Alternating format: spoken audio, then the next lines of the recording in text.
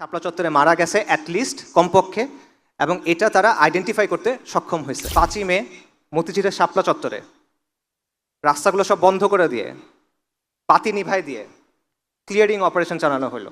1,57,000 round bullet এবং tear shell সেদিন রাতে ব্যবহার করা হলো। হুকুমদাতা ছিল খুনি হাসিনা। হত্যাকাণ্ডে অংশ নিল কারা? র্যাব, বিজিবি, পুলিশ এবং যুবলীগ। হাসিনা সংসদে দাঁড়ায় বলছিল যে ওরা রং মেখে শুয়েছিল ওখানে, কেউ মারা যায় না ওখানে। এটা তারা বলল যে 61 জন মানুষ শাপলা চত্বরে মারা গেছে অ্যাটলিস্ট কমপক্ষে। শাপলা কেবলমাত্র শাহবাগের প্রতিক্রিয়া না, শাপলা কেবল একদিনের আন্দোলন না, শাপলা হলো ফিরিঙ্গিদের চাপায় দেওয়া সেকুলার ব্যবস্থার বিরুদ্ধে, ফিরিঙ্গিদের চাপায় দেওয়া নিজামের বিরুদ্ধে বিদ্রোহ করে নিজামে ইসলাম কায়েম করার তামান্না। 5ই অগস্টের কথা চিন্তা করেন, তখন অনেক মানুষের একটা প্রশ্ন ছিল, এই লং মার্চ হবে, সবাই কি আসবে, এই যে হাসিনা সে কি আসলে যাবে? তখন আমি একটা লেখা লিখছিলাম, তখন আমি বলছিলাম এত কিছু চিন্তা করার দরকার নাই। কে ডাক দিল, কে ডাক দিল না, কে কালকে থাকলো, কে কালকে থাকলো না, এগুলো নিয়ে চিন্তা করেন না, রাস্তায় নেমে যান। ইতিহাস সাক্ষ্য দেয় এখানে 550 বছর মুসলিমদের শাসন ছিল, ইনশাল্লাহ এখানে আবার ইসলামী শাসন কায়েম হবে। রাখছে তোমারি ভাই, মিটাবে জুলুম চিরতরে, তাকে কোথা খুঁজে বলো পাই। বিসমিল্লাহ ওয়াসসালাতু ওয়াসসালামু আলা রাসূলিল্লাহ ওয়া আলা আলিহি ওয়া সাহবিহি ওয়া সাল্লামা তাসলিমান কাসীরা, আম্মা বাদ। রাব্বি ইশরাহ লি সাদরি ওয়া ইয়াসসির লি আমরি ওয়াহলুল উকদাতাম মিন লিসানি ইয়াফকাহু কাওলি। আসসালামু আলাইকুম ওয়া রাহমাতুল্লাহি ওয়া বারাকাতুহু। আলহামদুলিল্লাহ, আমরা আজকে সবাই এই মজলিসে সহি সালামতে এসে উপস্থিত হতে পারছি, এজন্য আমরা মহান আল্লাহ শুকরিয়া আদায় করি। আল্লাহ সুবহানাহু ওয়া তাআলা না চাইলে এটা সম্ভব হতো না, এটা আল্লাহ সুবহানাহু ওয়া তাআলার রাহমা, এটা আল্লাহ সুবহানাহু ওয়া তাআলার নিয়ামত, তাই আমরা আল্লাহ শুকরিয়া আদায় করি আলহামদুলিল্লাহ। আমরা আয়োজক ভাইদের শুকরিয়া জানাই, তারা অনেক সময় নিয়ে, অনেক কষ্ট করে, অনেক পরিশ্রম করে এই অনুষ্ঠানের আয়োজন করছেন, আল্লাহ যেন তাদের উত্তম জাযা দেন। এবং আমি আপনাদেরকেও শুকরিয়া জানাই, আমার সামনে আপনারা যারা আছেন। আজকে একটা ছুটির দিন, বাংলাদেশের মানুষ ছুটির দিনে ঘুরতে পছন্দ করে, পরিবারের সাথে সময় কাটাতে পছন্দ করে। আপনারা সেটা না করে এখানে আসছেন, এটা ডেফিনেটলি দিনের জন্য ভালোবাসা থেকে, এই উম্মার জন্য, এই কওমের জন্য, এই দিনের জন্য ভালোবাসা থেকে। তো আল্লাহ আপনাদের নেক নিয়ত কবুল করেন, আপনাদের উত্তম জাযা দেন। একই সাথে আমি একটা বিষয় একটু যোগ করব, সেটা হলো আমাদের এই অনুষ্ঠানগুলোতে আসা বা এই আয়োজনগুলো যেন শুধুমাত্র একদিনের সাময়িক উত্তেজনা না হয়। ব্যাপারটা যেন এরকম না হয় আমরা এখানে আসলাম, কথা শুনলাম, খুব ভালো গেল, বাসায় ফেরত গেলাম, ভুলে গেলাম। ব্যাপারটা যেন এরকম না হয়, তাহলে কিন্তু আসলে খুব একটা লাভ নাই। রাদার ব্যাপারটা এমন হওয়া উচিত, এই আলোচনাগুলো আমরা আসলাম এবং এখান থেকে আমরা কিছু একটা নিয়ে যেতে পারলাম, এমন কিছু যেটা আমার চিন্তার খোরাক হবে, এমন কিছু যেটা আমাকে আমল করতে উদ্বুদ্ধ করবে, নেক আমল করতে উদ্বুদ্ধ করবে এবং দিনের জন্য কাজ করতে উদ্বুদ্ধ করবে। আমাদের মধ্যে দিনের প্রতি ভালোবাসা আছে, কিন্তু শুধুমাত্র ভালোবাসা থাকলে কিন্তু হবে না। আমাদের দিনের জন্য যে ভালোবাসা আছে এটাকে দিনের প্রতি দায়িত্ববোধে পরিণত করতে হবে। আমাদের মধ্যে দিনের প্রতি জজবা আছে, জজবা খুব ভালো, কিন্তু এই জজবাটাকে দৃঢ় সংকল্পে পরিণত করতে হবে। আমাদের মধ্যে দিনের জন্য আবেগ আছে, সেই আবেগটাকে ডিসিপ্লিনে পরিণত করতে হবে যাতে আমরা দিনের জন্য প্রপারলি কাজ করতে পারি। এবং আমাদের মধ্যে উত্তেজনা আছে, সেটাকে আমাদের কাজে লাগাতে হবে যাতে করে আমরা দিনের জন্য কুরবানি করতে পারি। তো এই ব্যাপারটা শুধুমাত্র আপনাদের কাজ না, এটা আমাদেরও দায়িত্ব আছে, বক্তাদের দায়িত্ব আছে, শ্রোতাদের দায়িত্ব আছে, আয়োজকদের দায়িত্ব আছে। বাট ইন জেনারেল আমি এই কথাটা বললাম এবং আমি দোয়া করি আল্লাহ আজ্জা ওয়াজাল যেন আমাদের এই চেষ্টাটা, আমাদের এই প্রচেষ্টা, আমাদের এই কথা, কষ্ট করে এখানে আসা, এটা কবুল করেন। কারণ মহান আল্লাহ সুবহানাহু ওয়া তাআলা যদি সন্তুষ্ট না হন, আল্লাহ যদি রাজি খুশি না হন, তাহলে আমরা যে কাজকর্ম করতেছি এগুলো আলটিমেটলি কোনো ফলাফল নাই। আর কয়েকদিন পর 5ই মে 2013 সালে শাপলা চত্বরে যে ম্যাসাকার, সেটার 1 যুগ পূর্তি।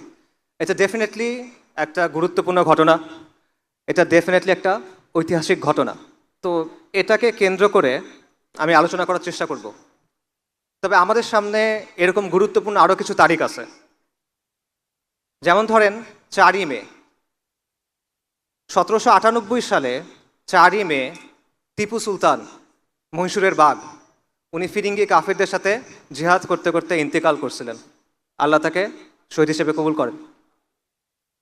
ফিরিঙ্গি কাফেরদের সাথে আমাদের যে দীর্ঘ সময়ব্যাপী সংগ্রাম হয়েছে সেটার একটা প্রতীক হলো টিপু সুলতান। আরেকটা গুরুত্বপূর্ণ তারিখ আছে 6ই মে 1831 সালে 6ই মেতে বালাকোটের ময়দানে ইমাম সৈয়দ আহমেদ শহীদ এবং শাহ ইসমাইল শহীদ এবং তাদের জামাতের অনেক মুমিন মুজাহিদ শাহাদাত বরণ করছিলেন। এটা আমাদের সবার অনুপ্রেরণার একটা মূল জায়গা। বালাকোট উপমহাদেশে যতগুলো দিনী ধারা আছে সবগুলো কোনো না কোনোভাবে দেখবেন সৈয়দ আহমেদ শহীদের যে মকবুল জামাত সেটার সাথে তাদের একটা সম্পর্ক আছে। আকাবিরে দেওবন্দ সৈয়দ আহমেদ শহীদের জামাতের সাথে সম্পৃক্ত। আকাবিরে আহলুল হাদিস তারা সৈয়দ আহমেদ শহীদের জামাতের সাথে যুক্ত। ইভেন তাসাউফপন্থী যারা আছেন তাদের মধ্যে যেটা বালাকোটি ধারা তারা সৈয়দ আহমেদ শহীদের জামাতের সাথে নিজেদের একটা সম্পর্কের কথা বলেন। মাওলানা মওদুদী রাহিমাহুল্লাহ এবং এইরকম যে ধারাটা আছে তারাও কিন্তু সৈয়দ আহমেদ শহীদের যে জামাত এটাকে একটা তাজদিদি আন্দোলন হিসেবে গণ্য করেন এবং এটাকে একটা অনুপ্রেরণা হিসেবে নেন। এমনকি এই উপমহাদেশের যেটা মডার্নিস্ট ধারা স্যার সৈয়দ আহমেদ খান, আলিগড়ি ধারা, মুসলিম লীগ ইভেন তারা সবাই কিন্তু সৈয়দ আহমেদ শহীদের যে আন্দোলন সেটা থেকে অনুপ্রেরণা নিয়েছেন। তো এটাও একটা গুরুত্বপূর্ণ তারিখ 6ই মে। আরও একটা গুরুত্বপূর্ণ তারিখ সামনে আছে, এটা হলো 10ই মে। 10ই মে গুরুত্বপূর্ণ কেন? কারণ 1857 সালে এই 10ই মেতে পুরো ভারতবর্ষে হিন্দুস্তানে মহা অভ্যুত্থান হয়েছিল, যেটাকে ব্রিটিশরা সিপাহী বিপ্লব বলে বা সিপাহী বিদ্রোহ বলে। এটা আসলে সিপাহী বিদ্রোহ ছিল না, এটা ছিল ফিরিঙ্গি শাসনের বিরুদ্ধে হিন্দুস্তানের মানুষের, বিশেষ করে মুসলিমদের একটা সশস্ত্র অভ্যুত্থান। তো এটাও আমাদের আজাদির যে সংগ্রাম সেটার খুব গুরুত্বপূর্ণ একটা অধ্যায়। এবং এই সবগুলো তারিখ দেখেন কাছাকাছি পড়ে গেছে, 4ই মে, 5ই মে, 6ই মে, 10ই মে। এবং আমি মনে করি এটা শুধুমাত্র তারিখগুলো কাছে পড়া না, এই ব্যাপারগুলো আসলে একটা আরেকটার সাথে জড়িত। টিপু সুলতানের যে সংগ্রাম, সৈয়দ আহমেদ শহীদের যে সংগ্রাম, 1857 সালের সশস্ত্র অভ্যুত্থান, মহা অভ্যুত্থান এবং শাপলা চত্বরের যে ঘটনা, এই সবগুলো আমি মনে করি একই সুতোয় গাঁথা। শুধু এই ঘটনা না, এরকম আরও অনেক ঘটনা আছে যেগুলো একই সিলসিলার অংশ, এবং এটাই হলো আমাদের আজাদির আন্দোলনের ধারাবাহিকতা, এবং এটা নিয়ে আমার আজকের আলোচনা। তো আমি বলছিলাম যে শাপলা দিয়ে শুরু করব, তাই শাপলার ঘটনা নিয়ে অল্প একটু কথা বলি। আপনারা সবাই জানেন, তাও আমি অল্প কিছু বলি। 2013 সালে শাপলা চত্বরের ঘটনা ঘটে, মতিঝিলে শাপলা চত্বরের ম্যাসাকার ঘটে। বেসিক্যালি আওয়ামী লীগ যুদ্ধাপরাধের বিচারের নামে একটা প্রহসনের ট্রাইব্যুনাল চালু করে। সেখানে বাংলাদেশ জামাত ইসলামের কিছু নেতাকে প্রথমে যাবজ্জীবন কারাদণ্ড দেওয়া হয়। এটার প্রতিবাদে বাংলাদেশে সেকুলারদের সবচেয়ে উগ্র যে অংশটা, তারা শাহবাগে একটা জমায়েত শুরু করে এবং তারা ফাঁসির দাবি করে। এটাকে সমর্থন দেয় কে? আওয়ামী লীগ সরকার। আওয়ামী লীগের ট্রাইব্যুনাল, সেই ট্রাইব্যুনালের রায়, সেটার বিরুদ্ধে প্রতিবাদ হচ্ছে, সেটাকে পৃষ্ঠপোষকতা করতেছে আওয়ামী লীগ। এবং মিডিয়ার মাধ্যমে, সাংস্কৃতিক অঙ্গনের মাধ্যমে ব্যাপক হাইপ তোলা হয়, একটা উন্মাদনা তৈরি করা হয়, এবং পেছন থেকে এখানে সমর্থন দেয় কলকাঠি নাড়ে ভারত। এটা হলো শাহবাগের গণজাগরণ মঞ্চ। হেফাজতুল ইসলামের যে উত্থান, সেটা ঘটে অন্য একটা কারণে। সেটা কি? শাহবাগে তারা নানা ধরনের অশ্লীলতা করে, নানা ধরনের বেহায়াপনা চলে, বাঙালি সংস্কৃতির নামে নানা পৌত্তলিক কার্যক্রম চলে।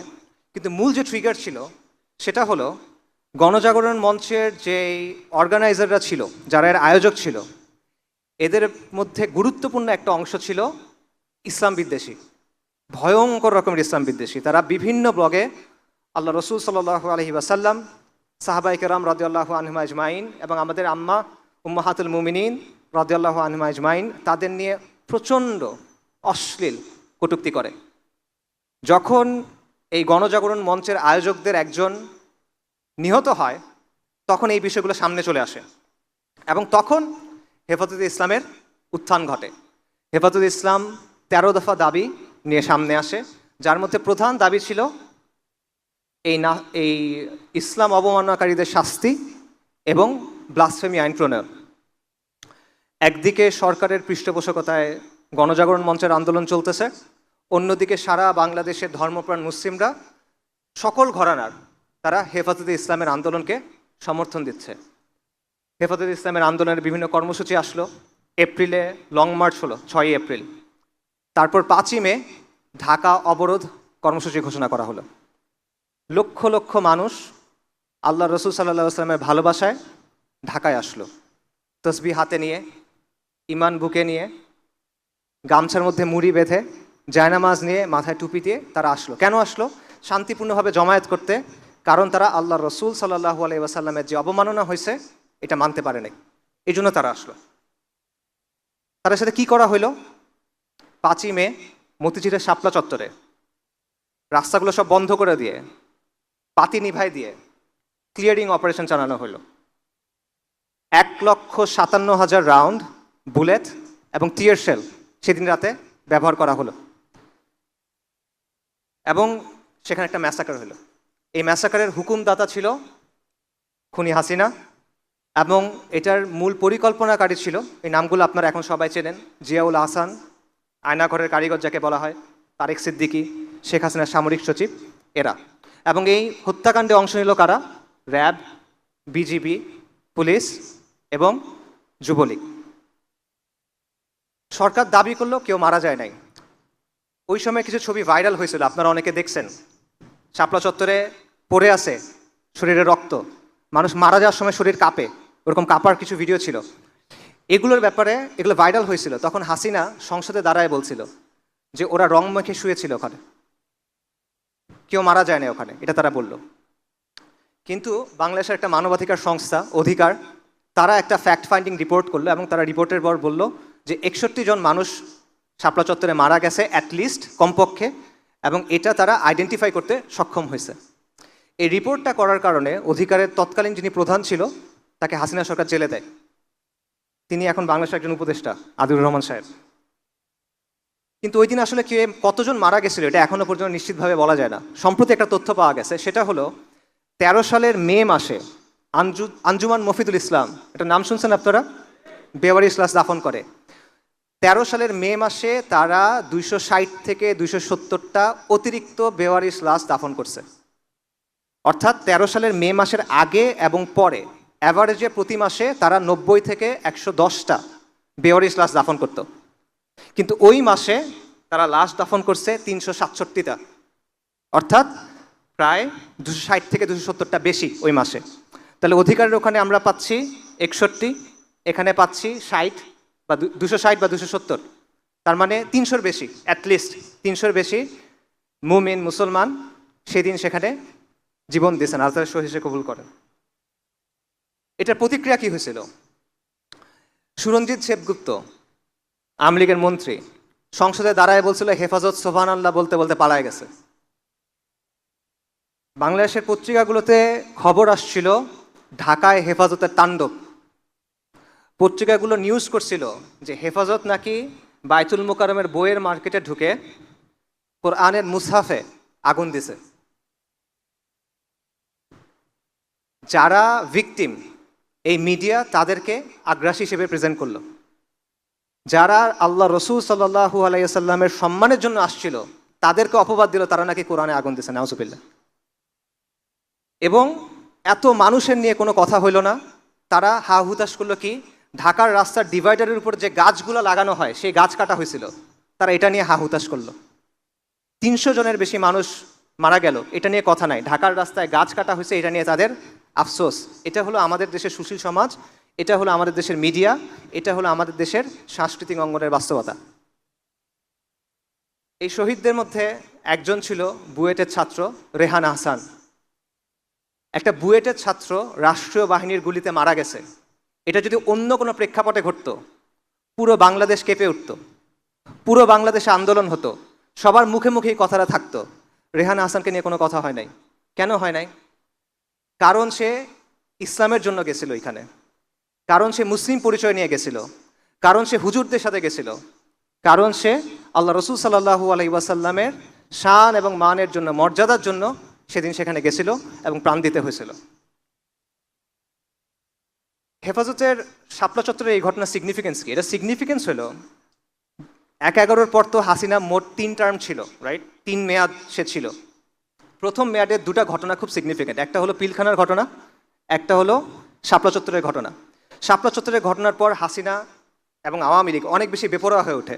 তাদের মধ্যে একটা আত্মবিশ্বাস জন্মায় না যায় যে কোনো আন্দোলনকে আমরা এভাবে দমন করে ফেলতে পারবো, এবং বিরোধীদের মধ্যেও একটা ভয় ঢুকে যায় যে হেফাজতের মতো যদি আমাদের সাথেও করে।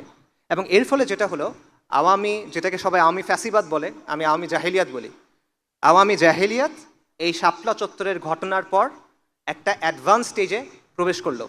এবং এই সময় যে বাংলাদেশের সমাজ এটা নিয়ে কথা বলে নাই, বাংলাদেশের, বিশেষ করে বাংলাদেশের আরবান মিডল ক্লাস, মানে শহুরে মধ্যবিত্ত শ্রেণী, তারা যে এটা নিয়ে কথা বলে নাই, এটার মাসুল পুরা বাংলাদেশকে দিতে হয়েছে আরও ১১ বছর পর্যন্ত, ২০২৪ সাল পর্যন্ত।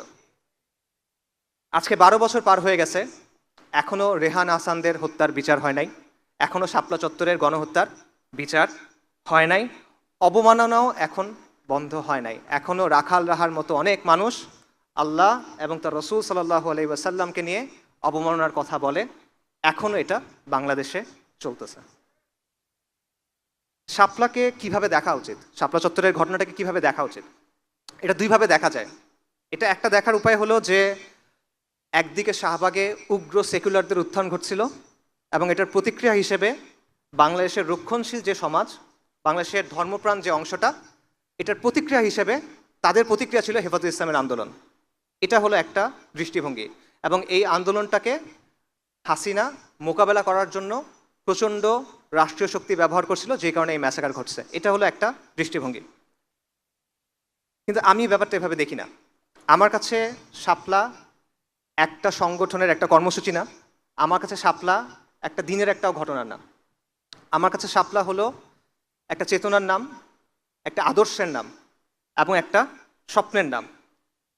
শাপলা হলো অনেক লম্বা একটা সংগ্রামের একটা ধারাবাহিকতা, যেটা এখনো শেষ হয় না, যেটা আরও চলবে।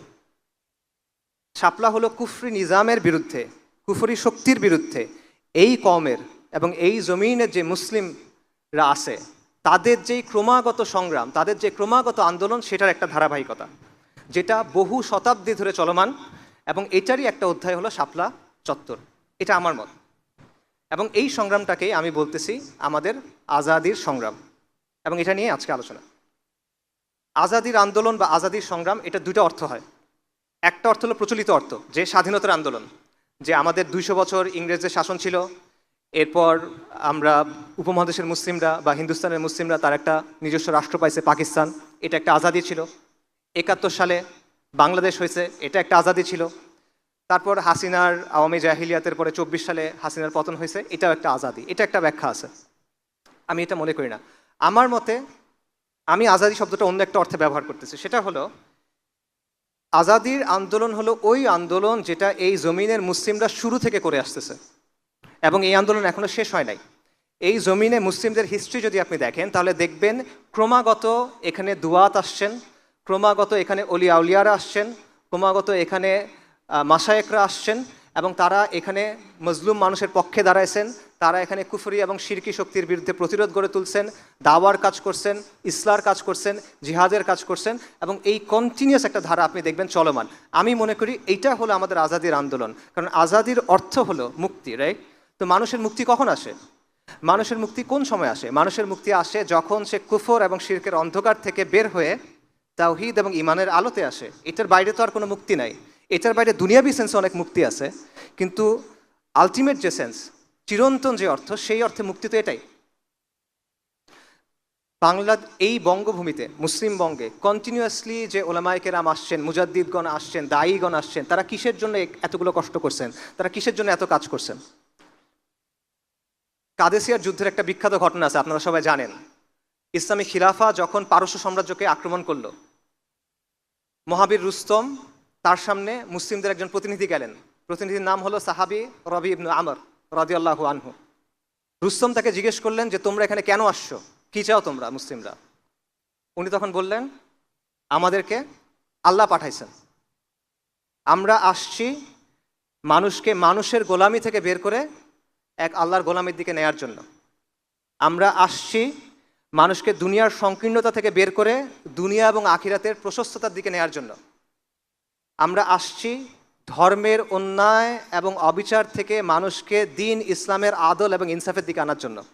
আল্লাহ আমাদেরকে পাঠাইছে তার দিন সহ যেন সমগ্র মখলুকের কাছে আমরা এই দিনের দাওয়াত নিয়ে যাই।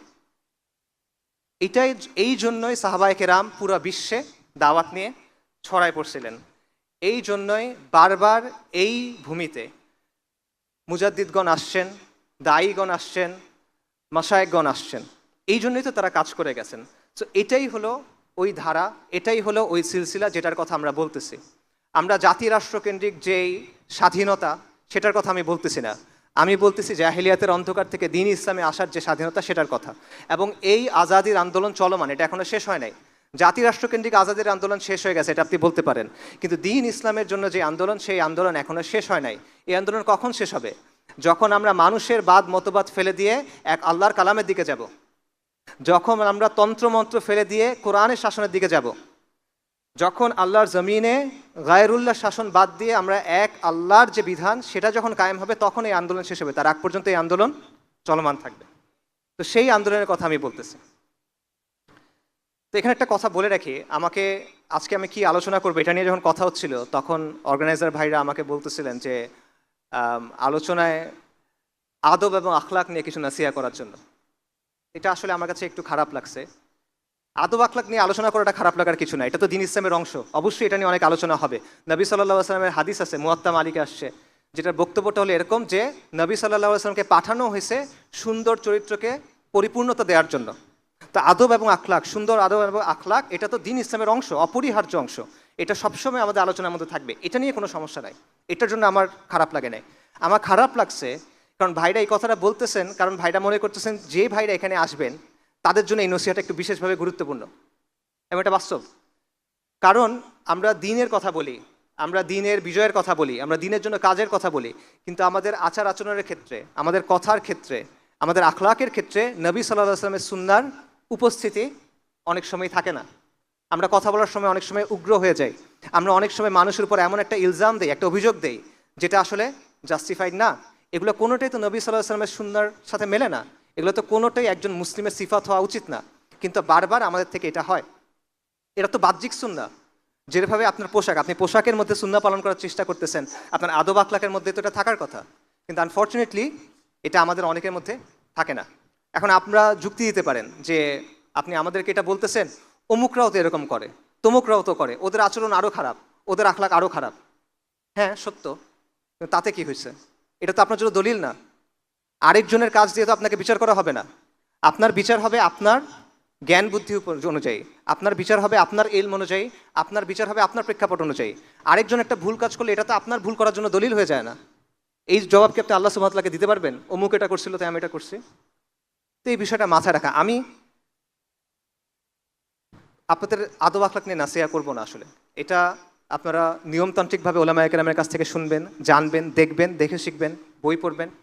আমি যেটা করব সেটা হলো আপনাদেরকে আপনাদের যে শেকড়, আপনার যে পরিচয়, আপনাদের যে বংশ, সেটা চেনে দিব। কারণ আমাদের অবস্থাটা হয়েছে, আমরা অনেক রইস ফ্যামিলির মানুষ, আমরা অনেক সম্ভ্রান্ত এক সিলসিলার সন্তান, কিন্তু আমাদের পরিচয়টা আমরা ভুলে গেছি, আমাদের শেকড়টা আমরা ভুলে গেছি, আমাদের বংশ পরিচয়টা আমাদেরকে ভুলায় দেওয়া হয়েছে, এবং আমাদের অবস্থা হয়েছে সব কিছু ভুলে আমরা পথে ঘাটে ঘুরে বেড়াচ্ছি এবং আমাদের আচরণ ওরকম হয়ে গেছে। তো এই কারণে আমি আপনাদেরকে আপনাদের বংশটা, আপনাদের পরিচয়টা, আপনাদের আত্মপরিচয়ের শেকড়টা চেনায় দিব। তারপর আপনারা সিদ্ধান্ত নেবেন আপনার আচরণ কেমন হওয়া উচিত, আপনার কাজ কেমন হওয়া উচিত, আপনার কথা কেমন হওয়া উচিত। আমাদের আজাদির আন্দোলনের ইতিহাস, এটা শুরু কখন?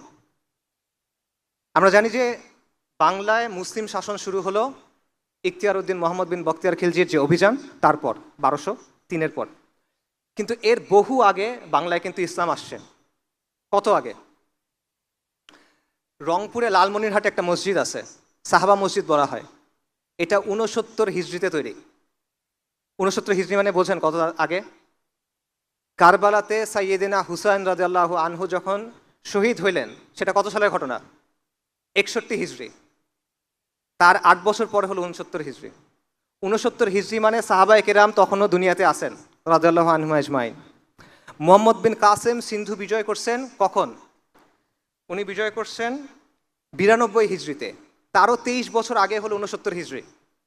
4 মাযহাবের যে ইমাম আছেন তাদের মধ্যে সবার আগে জন্মকার ইমাম আবু হানিফা, তার জন্ম কখন? 80 হিজরিতে। 69 হিজরি তার 11 বছর আগের কথা। 69 হিজরিতে এখানে মসজিদ ছিল মানে এখানে মুসলিম ছিল। মসজিদ ছিল মানে ধারণা করা হয় সেই মসজিদের চারপাশে মুসলিম জনপদ ছিল। তাহলে কত আগে থেকে এখানে ইসলাম আছে চিন্তা করেন। ইসলামের শেকড়টা কত পুরনো চিন্তা করেন। আমাদের যে ইসলাম এটা কি নদিয়ার ইসলাম? আমাদের ইসলামের যে শেকড় এটা কি লোকায়ত ইসলামের শেকড়? আমাদের ইসলামের হলো সাহাবায়ে কেরামের ইসলাম, তাবেঈনদের সময়ের ইসলাম। তো আমাদের আজাদির আন্দোলনের শুরুটা সেখানে 69 হিজরিতে অ্যাটলিস্ট, বা তারও আগে যাবে। এবং এই সময়ের পরে মুসলিম শাসন কায়েম হওয়ার আগেও শত শত বছর ধরে বহু দায়ী, বহু মাশায়েখ, বহু অলি আউলিয়া এই জমিনে আসছেন। তারা এখানে দাওয়াতের কাজ করছেন, ইসলাহার কাজ করছেন, সংগ্রাম করছেন, জিহাদও করছেন। এবং এরকম অনেক ঘটনা আপনারা জানেন, এরকম অনেক ঘটনা বাংলায় প্রচলিত আছে। আমি আপনাদের কয়েকটা এক্সাম্পল দিই। যেমন বাবা আদম শহীদের নাম আপনারা অনেকে হয়তো বা শুনবেন, বিশেষ করে বিক্রমপুর, মুন্সিগঞ্জ এই অঞ্চলের মানুষ যারা। তার ব্যাপারে প্রচলিত আছে যে সেন রাজাদের যখন শাসন চলতেছিল তখন তারা মুসলিমদের উপর অনেক বেশি অত্যাচার করত। এই অত্যাচারের খবর জেনে বাবা আদম শহীদ একটা সেনাবাহিনী নিয়ে এখানে আসছিলেন তাদের সাথে ফাইট করার জন্য। এবং সেই যুদ্ধে তিনি শহীদ হয়ে যান। কিন্তু তিনি শহীদ হয়ে যাওয়ার পর পুরো বিক্রমপুরের মানুষ ইসলাম গ্রহণ করে। এটা প্রচলিত আছে। এটা কখনের ঘটনা? এটা হলো 1200 শতাব্দীর ঘটনা। আপনারা হজরত শাহ মাখদুম রহমতুল্লাহ আলাইহি তার কথা জানেন, বিশেষ করে রাজশাহীর মানুষ তার কথা জানবেন। তার হিস্ট্রি কি? তার ব্যাপারে প্রচলিত আছে যে ওই সময়ের যে হিন্দু রাজারা ছিল বা পৌত্তলিক রাজারা ছিল তারা অনেক বেশি অত্যাচার করতো এবং তারা নানা ধরনের পূজা করতো। তারা নরবলি দিত, মানুষকে পূজার জন্য জবাই করতো সহজ ভাষায়। এবং সাধারণ মুসলিমরা খুব পেরেশান ছিল, তাদের সাহায্য করার জন্য শাহ মাখদুম আসছিলেন। তার ব্যাপারে বলা হয় তিনি পদ্মার তীরে একটা কেল্লা তৈরি করছিলেন এবং এই যে মজলুম মানুষ সেখানে এসে আশ্রয় নিত এবং এটার নাম হয়ে যায় মাখদুম নগর। এবং পরবর্তীতে তিনি মুসলিমদের একটা বাহিনী নিয়ে এই রাজাদের বিরুদ্ধে ফাইট করেন। এটা কখনের কথা? এটাও 1200 শতাব্দীর কথা। আপনারা হজরত শাহজালাল রহমতুল্লাহ আলাইয়ের কথা জানেন। তিনি সিলেটে কেন আসছিলেন? রাজা গৌরগোবিন্দ ছিল, তার শাসনামলে একজন মুসলিম তার ছেলের আকিকা করছিল গরু জবাই দিয়ে, বলা হয় তার নাম বুরহান উদ্দিন। এটা যখন রাজা শুনছে ওই ছেলেকে মেরে ফেলছে এবং মুসলিমদের উপর অত্যাচার করা শুরু করছে। এই খবর শুনে সুলতান ফিরোজ শাহ বাহিনী পাঠাচ্ছেন যে একে পরাজিত করার জন্য, কিন্তু পরাজিত হচ্ছে না। তখন হজরত শাহজালাল, হজরত শাহপরান এবং তার সাথে আরও 300 জনের বেশি তারা আসছেন এবং আল্লাহর ইচ্ছায় পরাজিত করছেন। কাজেই আপনি দেখেন যে এরকম আরও অনেক দায়ীগণ বাংলায় আসছেন, দাওয়াতি কাজ করছেন, তারা সাধারণ মানুষের পাশে দাঁড়াইছেন, তারা নানাভাবে নানা বাধার মোকাবেলা করছেন। এবং বাংলায় মুসলিম শাসন প্রতিষ্ঠার অনেক আগেই এইখানে ইসলামের জন্য লড়াই শুরু হয়ে গেছিল, যার প্রমাণ আমি আপনাদের কয়েকটা ঘটনা মাত্র বললাম। যুগে যুগে আউলিয়াগণ, দায়ীগণ, মুজাহিদগণ, মুজাদ্দিদগণ এই লড়াইটা চালায় গেছেন। এটা আমাদের আজাদির আন্দোলনের ধারাবাহিকতা। এবং এই যে তাদের মেহনত, এই যে তাদের কুরবানি, এটার ফলে কি হলো? 1203 সালে ইখতিয়ার উদ্দিন মোহাম্মদ বিন বখতিয়ার খিলজি রাহিমাহুল্লাহ তিনি বাংলা দখল করলেন। তার দখল করাটা এটা হঠাৎ ঘটে যাওয়ার ঘটনা না ভাই। এটা হলো এই যে দীর্ঘ মেহনত, এই যে দীর্ঘ কষ্ট, এই যে দীর্ঘ কুরবানি, এটার ফলে এই অঞ্চলটা উর্বর হয়েছিল ইসলামের জন্য। এবং এটা যখন উর্বর হয়েছে তখন বাইরে থেকে যখন সাহায্য আসছে, আলহামদুলিল্লাহ এখানে মুসলিমরা কর্তৃত্ব অর্জন করছে। এবং এর 100 বছরের মধ্যে সমগ্র বাংলা মুসলিম শাসনের অধীনে চলে আসছে। এবং বাংলায় 550 বছর মুসলিমদের শাসন ছিল। সুলতানি আমল ছিল, তারপর শেরশাহর কিছু শাসন ছিল, 12 ভূঁইয়ার শাসন ছিল, মুঘল আমলে সুবা বাংলা ছিল, তারপর বাংলার নবাবদের শাসন ছিল। এবং এই সময়টা ছিল এই ভূখণ্ডের সবচেয়ে সমৃদ্ধ সময়। এই সময়টা ছিল যখন বাংলা ছিল পুরো পৃথিবীর একটা কসমোপলিটন হাব। এখন যেমন মানুষ ইউরোপে যায়, এখন যেমন মানুষ ব্যবসার জন্য আমেরিকাতে যায়, তখন মানুষ এখানে আসতো। ইবনে বতুতার বিখ্যাত লেখা আছে রেহলা, সেখানে উনি এই বাংলার ব্যাপারে আলোচনা করছেন। উনি বলতেছেন যে এইটার মতো জায়গায় আমি আর দেখি নাই। এখানে যে যত ডাইভার্স, এত বিভিন্ন পণ্য পাওয়া যায় এটা আমি আর কোথাও দেখি নাই, এত কমে কোথাও পাওয়া যায় এটা আমি দেখি নাই। একজন ফ্রেঞ্চ পর্যটক আছে, সে বলছে বাংলা হলো প্রাচুর্যের জায়গা, প্রাচুর্যের জমি। এখান থেকে যে পরিমাণ জিনিস রপ্তানি হয় আর কোনো জায়গা থেকে আমি দেখিনি এত জায়গার জিনিস রপ্তানি হতে। এটা ছিল এই বাংলা। ব্রিটিশরা যখন ভারতবর্ষে ঢুকলো, আক্রমণ করলো, মোগল আমলে পুরো বিশ্বের জিডিপির 25% ছিল হিন্দুস্তানের, এবং হিন্দুস্তানের সবচেয়ে সমৃদ্ধ জায়গা ছিল বাংলা। এটা ছিল মুসলিম শাসনের অবস্থা। কিন্তু এরপর কি হলো? এরপর হলো আমাদের লাঞ্ছনার অধ্যায়, যেটা শুরু হলো, যেটা এখনো চলতেছে। 1757 সালে আপনারা জানেন পলাশির যে যুদ্ধ হলো, সেই যুদ্ধে নবাব সিরাজউদ্দৌলা পরাজিত হলো। পরাজয়ের পিছনে অনেক কারণ ছিল। মীর জাফর, জগৎ শেঠ, তাদের গাদ্দারির একটা ভূমিকা ছিল। পাশাপাশি এই শাসক শ্রেণীর নিজেদের ভেতরকার অবক্ষয়, এটারও একটা ভূমিকা ছিল। এবং এর মাধ্যমে আমাদের উপরে ফিরিঙ্গি কাফেরদের যে শাসন, এটা চেপে বসলো এবং আমাদের লাঞ্ছনার একটা অধ্যায় শুরু হলো, যেটা আজ 300 বছর হইতে চলতেছে, প্রায় 250 বছর হয়ে গেছে। এটা এখনও চলমান এবং এই শাসনটা আমাদেরকে ভেঙে চুরে দিল।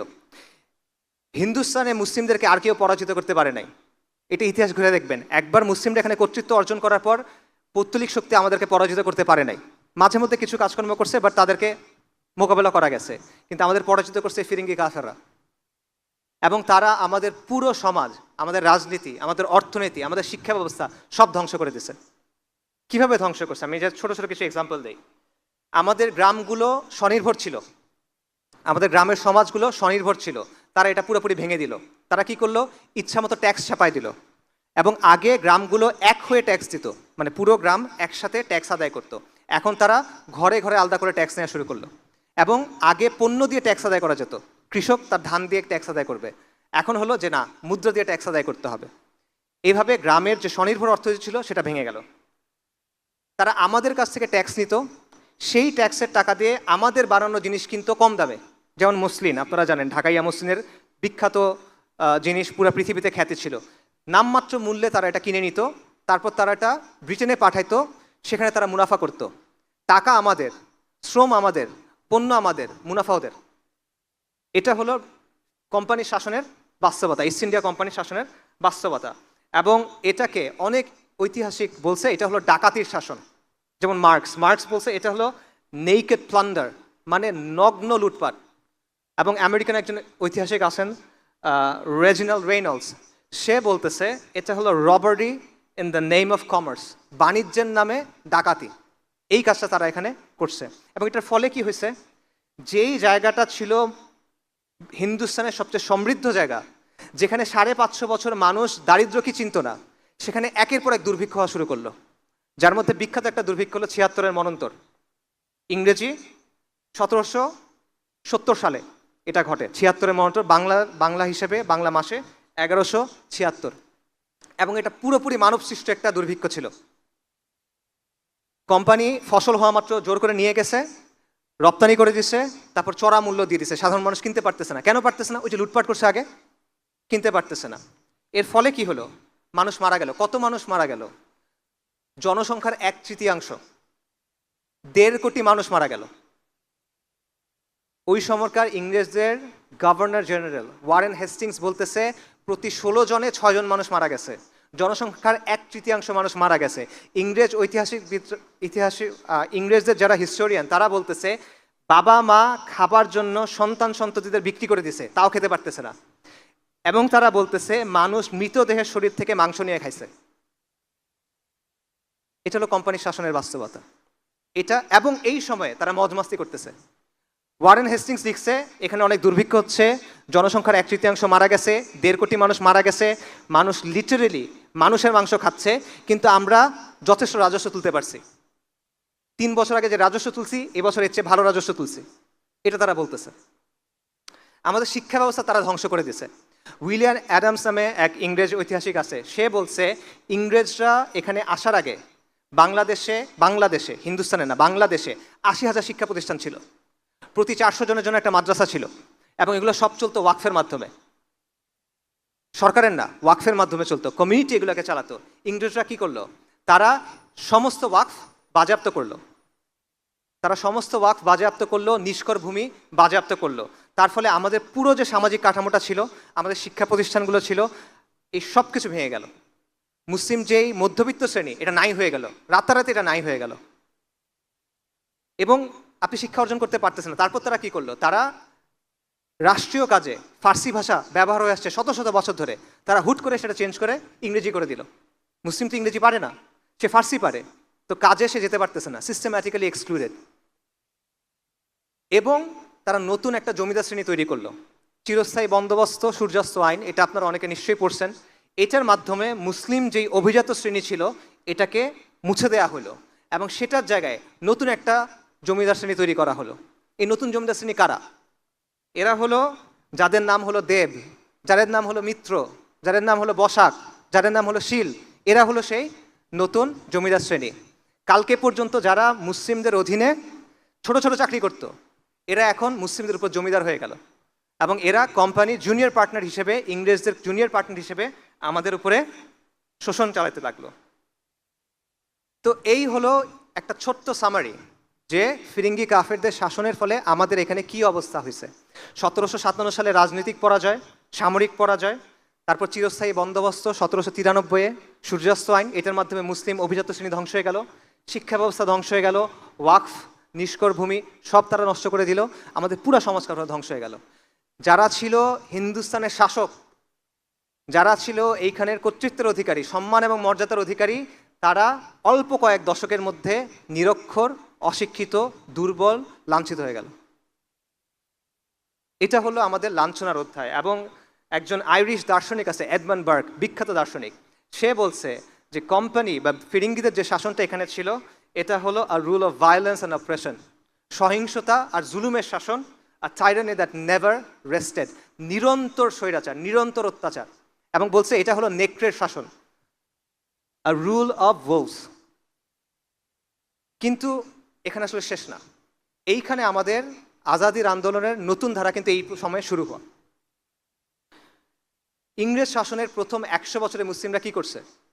তারা একের পর এক বিদ্রোহ করছে। লর্ড ক্লাইভ, সোকল লর্ড, সে ব্রিটেনে এক চিঠি পাঠাইছে, সেখানে সে বলছে মুসলিমরা সবসময় বিদ্রোহের জন্য প্রস্তুত, যখন তারা মনে করে সাফল্যের একটু সম্ভাবনা আছে তারা বিদ্রোহ করে। আরেক সোকল লর্ড ছিল লর্ড ক্যানিং, সে বলছে যে ব্রিটিশ শাসনের প্রথম 100 বছরে মুসলিম মানে ছিল বিদ্রোহ। হিন্দুরা কিন্তু বিদ্রোহ করে নাই, তারা কিন্তু ব্রিটিশ শাসনকে স্বাগত জানাইছে, কিন্তু মুসলিমরা ক্রমাগত একের পর এক বিদ্রোহ করে গেছে। কীরকম? পলাশির ঘটনা হলো 1757 সালে, এর মাত্র 6 বছর পর 1763 সালে একটা জনযুদ্ধ এই বাংলায় শুরু হয়। আপনারা ফকির মজনু শাহর নাম শুনছেন। ফকির মজনু শাহ যে আন্দোলন শুরু করছিলেন সেটা হলো পুরো এই বাংলায় ইংরেজ শাসনের বিরুদ্ধে একটা গেরিলা যুদ্ধ। হিস্ট্রি পড়ে দেখেন, এটা ঐতিহাসিকদের কথা, এটা হলো ইংরেজ শাসনদের বিরুদ্ধে একটা গেরিলা যুদ্ধ। অল্প কয়েক হাজার মানুষের তারা শুরু করছিল, তারা প্রথম আক্রমণ করছিল ঢাকাতে, ইংরেজের একটা কুঠিতে, তারপর এটা পুরো বাংলায় ছড়ায় পড়ে, এবং এক পর্যায়ে এই তাদের বাহিনীতে 50,000 মানুষ হয়ে যায়। এবং ফকির মজনু শাহর পরিচয় কি এটা কিন্তু কেউ নিশ্চিত না এখনো পর্যন্ত। খুব ইন্টারেস্টিং ব্যাপার, এই আন্দোলন 1763 থেকে শুরু করে 1800 সাল পর্যন্ত চলছে, 38 বছর বা 37 বছর, প্রায় 4 দশক ধরে চলা একটা আন্দোলন। এটা কে শুরু করলো তার পরিচয়টা কেউ জানে না এখনো, ইংরেজরা তার পরিচয় সংরক্ষণ করে নাই। কিন্তু অনেক ঐতিহাসিক বলেন যে তার পরিচয় হলো নূর উদ্দিন মোহাম্মদ বাকের জং, যিনি একটা মুঘল শাহজাদা, এটা অনেকে দাবি করে থাকেন। এবং এই সময়ে অনেকগুলো বিদ্রোহ ঘটলো যেগুলো একই সাথে জড়িত, যেমন ত্রিপুরাতে শমশের গাজীর বিদ্রোহ, সন্দ্বীপে আবু তোরাবের বিদ্রোহ, মোমেন শাহিতে করম শাহের বিদ্রোহ, এবং একের পর এক এরকম বিদ্রোহ চলতে থাকে কন্টিনিউয়াসলি 3 দশক। এই সময়টায় যখন বাংলায় ফকির মজনু শাহর নেতৃত্বে এই লড়াই চলতেছে বা তার অনুসারীরা লড়াই করতেছে, তখন 1798 সালে মহীশূরে টিপু সুলতান, মহীশূরের বাঘ, ইংরেজদের বিরুদ্ধে জিহাদ করতেছেন, এবং তিনি এই জিহাদে শহীদ হয়ে গেলেন। তিনি যখন শহীদ হয়ে গেলেন তখন তাকে যে পরাজিত করছিল সেই ইংরেজ বাহিনীর প্রধান ছিল কর্নওয়ালিস। কর্নওয়ালিস যখন কলকাতায় আসলো তখন কলকাতার যারা ধনিক শ্রেণী, কলকাতার যারা জমিদার, কলকাতার যারা বাবুরা, তারা কি করলো? তারা তাকে একটা স্বাগতম জানাইলো, তারা তার জন্য একটা অনুষ্ঠান করলো, তারা তার জন্য বাংলা এবং ফরাসিতে একটা মানপত্র লিখে দিল। এটা ছিল বাস্তবতা। এরপর শুরু হয় উপমহাদেশের বা হিন্দুস্তানের সম্ভবত সবচেয়ে শক্তিশালী যে তাজদিদের ধারা, সেটা হলো শাহ ওয়ালিউল্লাহ মুহাদ্দিস দেহলভী রাহিমাহুল্লাহ, তার শুরু করা তাজদিদ। এটা শুরুটা হলো দিল্লিতে। দিল্লিতে একটা ছোট মাদ্রাসা ছিল, মাদ্রাসার রাহিমিয়া। এই মাদ্রাসার প্রতিষ্ঠাতার নাম হলো শাহ আব্দুর রাহিম। আপনারা ফতোয়া আলমগীরির নাম শুনছেন? ফতোয়া হিন্দিয়া, এটা একটা কমিটি তৈরি করছিল, সংকলন করছিল। এই কমিটিতে শাহ আব্দুর রাহিম ছিলেন এবং তার মাদ্রাসা ছিল মাদ্রাসার রাহিমিয়া। এই মাদ্রাসার যে প্রতিষ্ঠাতা শাহ আব্দুর রহিম, তার ছেলের নাম হলো শাহ ওয়ালিউল্লাহ মুহাদ্দিস দেহলভি রাহিমাহুল্লাহ। বলা হয় উনি হলেন শেখুল ইসলাম ইবনু তাইমিয়া এবং ইমাম আল গাজ্জালির মিক্স, এবং এই মিক্স খালি উপমহাদেশে সম্ভব, আর কোথাও আসলে সম্ভব না। তো উনি তাজদিদের একটা ধারা শুরু করলেন, উনি ইলমি একটা ধারা শুরু করলেন। তার ছেলে হলো শাহ আব্দুল আজিজ মুহাদ্দিস দেহলভি রাহিমাহুল্লাহ। 1803 সালে তিনি একটা ফতোয়া দিলেন। এই আলোচনা আমি অন্য জায়গাতেও করছি, আপনারা শুনছেন নিশ্চয়ই, অন্যদের কাছেও শোনার কথা, বিখ্যাত ঘটনা। 1803 সালে তিনি একটা ফতোয়া দিলেন, সেটা হলো ইংরেজদের শাসন, ফিরিঙ্গিদের যে শাসন, এই শাসনটা যেহেতু ইসলাম এখানে নাই, তাহলে ভারতবর্ষ হিন্দুস্তান এখন দারুল হার্ব, ফিকের দৃষ্টিতে এটা দারুল হার্ব। শাহ আব্দুল আজিজের এই ফতোয়া তখন অনেকেই গ্রহণ করে নিল, এবং শাহ ওয়ালিউল্লাহ মুহাদ্দিস দেহলভির যে তাজদিদের ধারা, শাহ আব্দুল আজিজ রাহিমাহুল্লাহর যেই ফতোয়া, এটার ফলাফল হলো তরিকায় মুহাম্মাদিয়া আন্দোলন বা জিহাদ আন্দোলন। এটা ইনামি পরিচিত জিহাদ আন্দোলন। ইংরেজরা এটাকে বলে ভারতবর্ষের ওয়াহাবি আন্দোলন, কিন্তু এটা আসল নাম হলো তরিকায় মুহাম্মাদিয়া। ইমাম সাইয়্যেদ আহমেদ শাহিদ, আপনারা তার নাম শুনছেন, তিনি এই আন্দোলন শুরু করলেন। ওনার জন্ম হলো 1786-তে। উনি একজন কোরাইশি হাশেমি পরিবার থেকে, হাশেমি বনু হাশেমের থেকে, এবং উনি আলেম ছিলেন না, উনি একজন যোদ্ধা ছিলেন, উনি একজন আবেদ ছিলেন, উনি একজন জাহিদ ছিলেন, এবং ওনার ব্যাপারে যত বর্ণনা আছে এটা শুনে মনে হয় যে উনি একজন ওয়ালি ছিলেন আল্লাহ। উনি একটা জামাত তৈরি করলেন, যে জামাতটার নাম হলো তরিকায়ে মুহাম্মাদিয়া, এবং তাদের উদ্দেশ্য ছিল ভারতবর্ষ হিন্দুস্তানে মুসলিমদের জন্য একটা ভূখণ্ডে ইসলামী শাসন কায়েম করা। তাদের স্লোগান ছিল এলাই কালেমা রব্বুল আলমিন ইহিয়া সুনানে সাইয়্যিদুল মুরসালিন। আল্লাহ রব্বুল আলমের কালেমাকে উঁচু করা, নবী সাল্লাল্লাহু আলাইহি ওয়াসাল্লামের সুন্নাহকে জীবন্ত করা। উনি পুরা ভারতবর্ষে সফর করে বেড়ালেন। 1812 সালে একবার, 1821-এর পরে একবার, পুরো ভারতবর্ষে সফর করলেন, এবং সফর করে উনি মানুষকে তাওহীদ, ঈমান, সুন্নাহ শিক্ষা দিলেন, এবং কুফর, শিরক, বিদা, জাহিলিয়াত থেকে ফেরত আসার জন্য আহ্বান করলেন। এটা প্রথমবার, প্রথম সফরের সময় পুরো ভারতে একটা নেটওয়ার্ক তৈরি হলো। পরের বার যখন গেলেন তাহলে বায়াত নিলেন। আগেরবার বায়াত ছিল তরিকায় মুহাম্মাদিয়ার বায়াত, পরের বারে বায়াত ছিল জিহাদের বায়াত। এবং এই তরিকায় মুহাম্মাদিয়া আন্দোলন পরবর্তীতে 1831 সালে, একটু আগে বলতেছিলাম, 6 মে বালাকোটের প্রান্তরে শিখদের সাথে লড়াইয়ে তিনি সাইয়্যেদ আহমেদ শহীদ হয়ে যান। শাহ মোহাম্মদ ইসমাইল রাহিমাহুল্লাহ তিনিও শহীদ হয়ে যান। কিন্তু এই আন্দোলনের প্রভাবটা এরপরে থেকে যায়। আমি একটু আগেই বলছি, উপমহাদেশের যতগুলো দিনী ধারা আছে এগুলো কোনো না কোনোভাবে এই তরিকায় মুহাম্মাদের সাথে যুক্ত। আকাবিরে দেওবন্দ, আকাবিরে আহলুল হাদিস, সবাই এটার সাথে যুক্ত। হাজি ইমদাদুল্লাহ মুহাজির মাক্কি রাহিমাহুল্লাহ, আকাবিরে দেওবন্দ, তার ব্যাপারে বলা হয় তার বয়স যখন 3 বছর তখন তাদের গ্রামে সাইয়্যেদ আহমেদ শহীদ আসছিল, এবং সাইয়্যেদ আহমেদ শহীদের কোলে তাকে দেয়া হয়েছিল, উনি তার কাছে বায়াত করছিলেন, এবং তিনি শাহ মোহাম্মদ ইসহাকের কাছে শিখছিলেন, যিনি শাহ আব্দুল আজিজের নাতি। উপমহাদেশে আহলে হাদিসদের যারা বড় ব্যক্তি, 2 জন বড় ব্যক্তি আছে, সৈয়দ নাজির হোসেন দেহলভি এবং নওয়াব সিদ্দিক খান ভূপালি বা কান্নৌজি, এনারা সবাই সাইয়্যেদ আহমেদ শহীদের দ্বারা প্রভাবিত। উপমহাদেশের যে কারামত আলী জৈনপুরি রাহিমাহুল্লাহ, তার নাম আপনারা শুনছেন, ওনারা সাইয়্যেদ আহমেদ শহীদের খলিফা। সবগুলো ধারা এটার দ্বারা প্রভাবিত, এবং তারা তাজদিদের একটা ধারা চালু করলেন, এবং এটা বাংলাদেশেও ছিল। বালাকোটে বাংলাদেশের মুজাহিদ শহীদ হয়েছেন, সাইয়্যেদ আহমেদ শহীদের কাছে বাংলাদেশের মানুষ বায়াত করছে। তিতুমির রাহিমাহুল্লাহ বাংলার না, তিনি সাইয়্যেদ আহমেদ শহীদের খলিফা ছিলেন, তিনি সাইয়্যেদ আহমেদ শহীদের সাথে হজে গেছিলেন, এবং সাইয়্যেদ আহমেদ শহীদের একজন বিখ্যাত খলিফা ছিলেন মাওলানা ইনায়েত আলী, উনি বাংলাদেশের এই যে উত্তরবঙ্গের যে এরিয়াটা, এখানে এসে দীর্ঘ সময় দাওয়া করছেন। এবং বাংলাদেশের যে মানুষ, বাংলাদেশের ছোট ছোট গ্রামের মানুষ, তারা মুষ্টি বলতো, এটা ছোট ছোট করে চাল দিত, প্রত্যেক ঘর থেকে চাল দিত। কেন? ওনারা জিহাদ করবেন, এই জিহাদের জন্য আমরা এটা দিচ্ছি। বাংলাদেশের মা বোনেরা তারা তাদের অলংকার দিত, কেন? মুজাহিদদের জন্য এটা দাও। এবং বাংলাদেশের ঘরের গরু বাছুর বিক্রি করে তারা মুজাহিদদের জন্য এটা দিত। ডেইলি স্টারের যে সম্পাদক আছে মাহফুজ আনাম সাহেব, তার বাবা আবুল মনসুর আহমেদ, তার একটা বই আছে আমার দেখা রাজনীতির 50 বছর, ওই বইয়ের প্রথম চ্যাপ্টারে দেখবেন ওনারা সাইয়্যেদ আহমেদ শহীদের জামা, তাদের যে জামা, এই জামার কিছু গান ছিল, নাশিদ ছিল, সেই একটা নাসির ওই বইয়ের একদম শুরুতে উনি লিখছেন, কারণ ওনাদের গ্রামে এটার প্রভাব ছিল তখনও। এটা হলো সৈয়দ আহমেদ শহীদের আন্দোলনের প্রভাব। তার জামাতে বিখ্যাত বাঙালি কয়েকজন সদস্যের নাম আমি বলি। একজন হলো মাওলানা ইমাম উদ্দিন আল বাঙ্গালি, নোয়াখালীর বিখ্যাত মানুষ, ওয়ারেস আলী বাঙ্গালি, নূর মোহাম্মদ নিজামপুরি আল বাঙ্গালি, এনারা সবাই সৈয়দ আহমেদ শহীদের জামার মধ্যে ছিলেন। তিতুমিরের কথা আপনারা সবাই জানেন। তিতুমির রাহিমাহুল্লাহ বাংলায় এসে এই দাওয়াতটা শুরু করছিলেন। বাংলার তখন মুসলমানদের অবস্থা কি? মুসলমানরা তখন ধুতি পরে, মুসলমানদের নাম হিন্দুদের মতো, মুসলমানদের নামের শুরুতে শ্রী যোগ করে, পূজার জন্য মুসলমানদের কর দিতে হয়, মসজিদ বানাতে হলে হিন্দুদের গিয়ে কর দিতে হয়, এরকম একটা অবস্থা, এবং মুসলমানরা হিন্দুদের অনুকরণ করতেছে সব কিছুর মধ্যে। এই অবস্থায় তিতুমির রাহিমাহুল্লাহ এসে কোরআন সুন্নাহর দাওয়াত দিলেন, কুফর শিরক বিদআ ফাহিশার বিরুদ্ধে দাওয়াত দিলেন, এবং তিনি মুসলিমদের বললেন যে তোমাদের নাম এরকম হইতে হবে, তোমরা ধুতি বন্ধ করে এই পরো, লুঙ্গি পরো। এই বিষয়গুলো তারা তখন করলেন, এবং তার চারপাশে বিরাট একটা জামাত তৈরি হয়ে গেল। এবং যখন জামাত তৈরি হয়ে গেল তখন এই হিন্দু জমিদাররা তার বিরোধিতা করলো, তাদের বিরুদ্ধে অ্যাটাক করা শুরু করলো। এবং তখন নারিকেল বাড়িয়াতে একটা বিরাট মসজিদ ছিল, সেইখানে তারা একটা কেল্লা তৈরি করলো, যেটার নাম হলো বাঁশের কেল্লা। এবং খণ্ড খণ্ড যুদ্ধ হলো, যেখানে তারা ইংরেজ আর্মিকেও পরাজিত করলো। 1830 নভেম্বর থেকে 1831 নভেম্বর পর্যন্ত 24 পরগনা এবং নদিয়ার বিশাল এলাকা তিতুমির রাহিমাহুল্লাহ যে জামাত দখল করে রাখছিল, এবং তিনি সেখানে ইসলামী শাসন কায়েম করছিলেন। তিনি নিজেকে বাদশা ঘোষণা করছিলেন এখানে, এবং ওখানে কাজী ছিল, ওখানে ইসলামী শরিয়া অনুযায়ী আদালত ছিল, বিচার হইত। পরবর্তীতে 1831 সালে 19 নভেম্বর বাঁশের কেল্লায় ইংরেজদের বিশাল বাহিনী আসলো।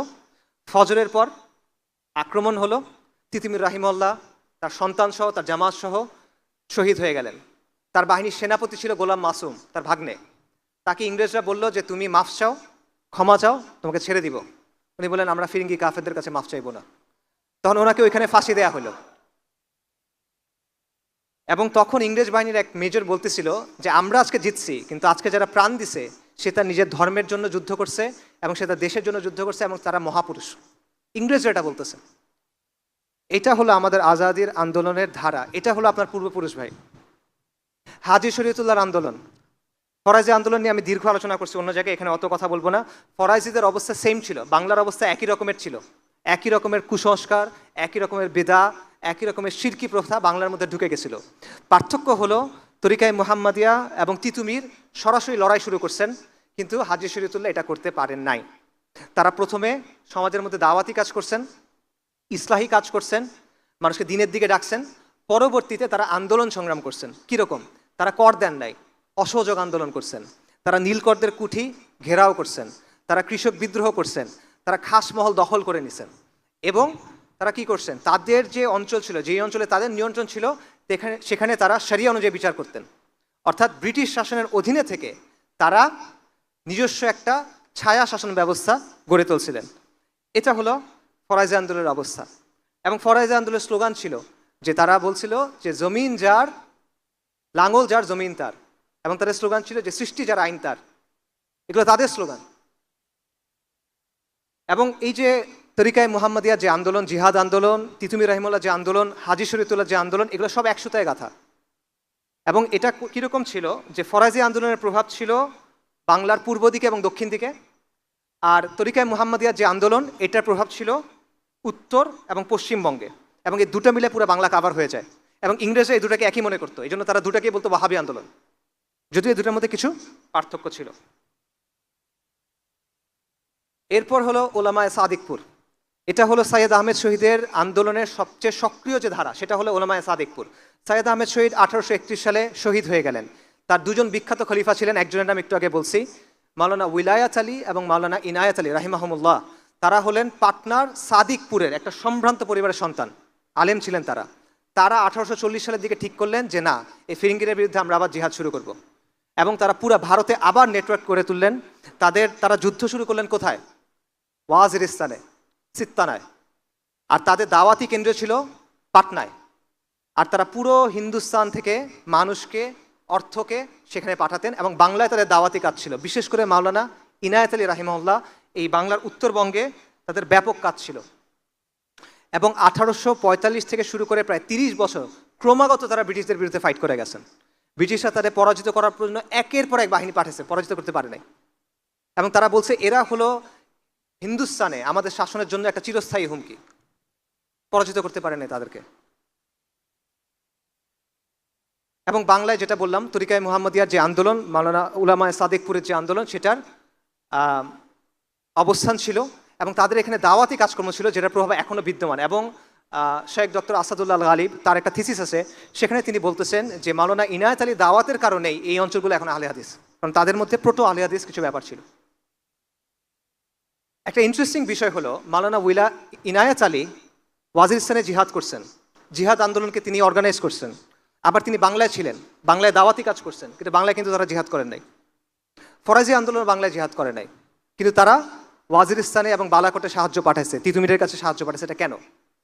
এটার সুনির্দিষ্ট কোনো উত্তর জানা যায় না, তবে এটার একটা ব্যাখ্যা হইতে পারে এরকম যে ওইখানের যে বাস্তবতা, সিত্তানার যে বাস্তবতা, দুর্গম অঞ্চল, পাহাড়ি অঞ্চল, সীমান্তবর্তী অঞ্চল, ওইখানকার মানুষ হলো গোত্রীয় মানুষ, যোদ্ধা মানুষ, এই বাস্তবতাগুলো এখানে ছিল না, যেই কারণে এখানে তারা দাওয়াতি কাজ করছেন কিন্তু লড়াই করেন নাই। আল্লাহু আলাম। এরপর হলো 1857 সালের মহা অভ্যুত্থান, যেটাকে ইংরেজরা সিপাহী বিপ্লব বলে। এটা সিপাহী বিপ্লব না, এটা হলো ইংরেজ শাসনের বিরুদ্ধে একটা অভ্যুত্থান, একটা সশস্ত্র অভ্যুত্থান ছিল এটা, যেটা ব্যর্থ হয়েছিল। কিন্তু এই অভ্যুত্থানের পেছনে মূল, এটা একটা জাতীয় অভ্যুত্থান ছিল, এখানে হিন্দুরাও অংশগ্রহণ করছে, শিখরাও অংশগ্রহণ করছে, এটা সত্য, কিন্তু এখানে মূল চালিকা ছিল মুসলিমরা, এটা ব্রিটিশ ঐতিহাসিকরা স্বীকার করে। এবং তরিকায়ে মুহাম্মদিয়ার যেই নেতারা ছিলেন তারা এখানে ব্যাপক ভূমিকা রাখছেন। যেমন মাওলানা উলায়াত আলী হায়দ্রাবাদের যে মুসলিম সেনারা ছিল, সৈনিকরা ছিল, তাদের উদ্বুদ্ধ করছিল যে তোমরা এদের বিরুদ্ধে বিদ্রোহ করো। এবং এভাবে অন্যান্য নেতারা পাঞ্জাব এবং মাদ্রাসায় এভাবে উদ্বুদ্ধ করছিল। মাওলানা আহমদুল্লাহ শাহ নামে একজন মানুষ ছিলেন রাহিমাহুল্লাহ, তিনি ইন্ডিয়া ঘুরে ঘুরে মুসলিমদের কাছে বয়ান করতেন যে এই ফিরিঙ্গি কাফেরদের বিরুদ্ধে আমাদের জিহাদ করতে হবে, এরা আমাদের উপর অনাচার করতেছে, এরা আমাদের উপর কুফর চাপায় দিছে, এদের বিরুদ্ধে আমাদের জিহাদ করতে হবে। এবং এই কারণে তার মাথার উপরে 50,000 রৌপ্য মুদ্র পুরস্কার ঘোষণা করা হয়েছিল, যে মাওলানা আহমদুল্লাহর মাথা এনে দাও, তাকে 50,000 রূপা দেওয়া হবে, রৌপ্য মুদ্রা দেওয়া হবে। এবং শেষ পর্যন্ত তাকে শহীদ করে দেওয়া হয়। এবং এই কারণে 1857 যে অভ্যুত্থান, এটা যখন ব্যর্থ হলো, তখন সবচেয়ে বেশি শাস্তি দেওয়া হয়েছিল কাদের? ওলামায়ে কেরামদের।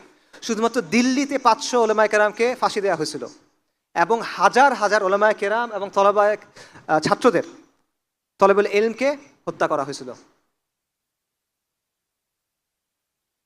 শামেলির কথা আপনারা জানেন, 1857 সালের কথা। উত্তরপ্রদেশে একটা জায়গা আছে শামেলি, সেই জায়গাতে ব্রিটিশরা পালা যায়, মুসলিমরা রাস্তায় বের হয়ে আসে, এবং 3-4 মাসের মতো এখানে মুসলিমদের শাসন ছিল। এই শাসনের সামগ্রিক নেতৃত্বে কে ছিল? হাজি ইমজাজুল্লাহ মুহাজির মাক্কি রাহিমাহুল্লাহ। এবং সেইখানে যোদ্ধাদের নেতৃত্বে কে ছিল? মাওলানা কাসেম নানুতুবি রাহিমাহুল্লাহ। এবং সেখানে কাজী ছিল, কাজী কে ছিল? রশিদ আহমেদ গঙ্গোহী রাহিমাহুল্লাহ। এই নামগুলো পরিচিত লাগে? এরা কারা? আকাবিরা দেওবন্দেরা। এর পরবর্তীতে ওনারা গিয়ে 1866 সালে দেওবন্দ আন্দোলন শুরু করেন, দেওবন্দ মাদ্রাসা দারুল উলুম দেওবন্দ প্রতিষ্ঠা করেন। তারাও এই সময়ে ইসলামী শরিয়া কায়েম করার চেষ্টা করছিলেন। তো এই হলো আমাদের আজাদির আন্দোলনের ধারার একটা সংক্ষিপ্ত সামারি। সংক্ষিপ্ত বলছে, এটা আরো লম্বা আলোচনা করা সম্ভব। সাহাবা মসজিদ থেকে শুরু করে শাহ মখদুম, শাহজালাল থেকে শুরু করে শাহ ওলিউল্লাহ, মজনু শাহ থেকে শুরু করে তিতু মীর, হাজি শরীয়তুল্লাহ থেকে শুরু করে হাজি ইমদাদুল্লাহ, সাইয়্যেদ আহমেদ শহীদ থেকে শুরু করে ইনায়েত আলী রাহিমাহুমুল্লাহ। এটা হলো আমাদের উত্তরাধিকার, এটা হলো আমাদের সিলসিলা, এটা হলো আমাদের আদর্শ, এটা হলো আমাদের পরিচয়। আপনারা এই সিলসিলার মানুষ, আমাদের কাছে ইসলামটা এসে পৌঁছাইছে, আজকে এসে আমরা এখানে আলোচনা করতেছি। অবশ্যই এটা আল্লাহ আজ্জা ওয়া জাল্লার ইচ্ছা, বাকি এই মহান মানুষদের কুরবানি, এই মহান মানুষদের ত্যাগ তিতিক্ষার কারণে।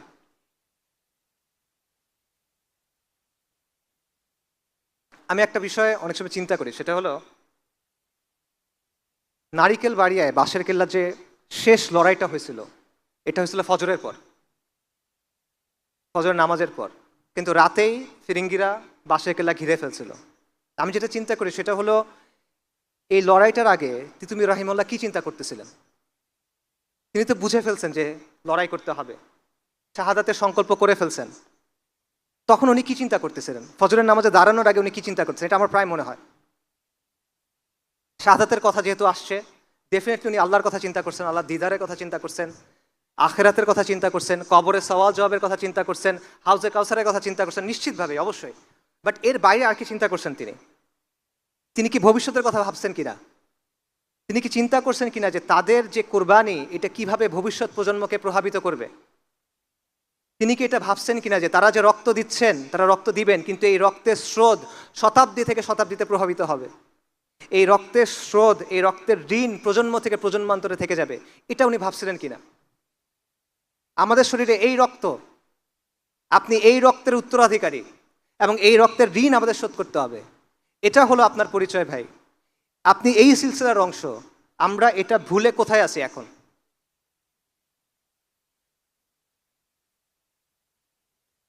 চিন্তা করে দেখেন, ওনারা যদি দেখতো যে এত কুরবানির পর আজকে মুসলমানের ছেলেরা তারা কাফেরদের অনুকরণ করতেছে, তারা মুশরিকদের অনুকরণ করতেছে, তাদের কাছে আসলে কেমন লাগতো? চিন্তা করে দেখেন যে তারা যদি দেখতে, ওদের কথা বাদ দেন, যারা দিনের কথা বলে, যারা দিনকে বিজয়ী করার স্বপ্ন দেখে, তাদের আচার আচরণের মধ্যে নবী সাল্লাল্লাহু আলাইহি ওয়াসাল্লামের সুন্নাত নাই, তাদের আদব আখলাকের মধ্যে নবী সাল্লাল্লাহু আলাইহি ওয়াসাল্লামের সুন্নাত নাই, দিনের জন্য সিরিয়াসনেস নাই, খালি জজবা আছে, সাময়িক উত্তেজনা আছে। এটা যদি তারা দেখতেন, তাদের কাছে কেমন লাগতো?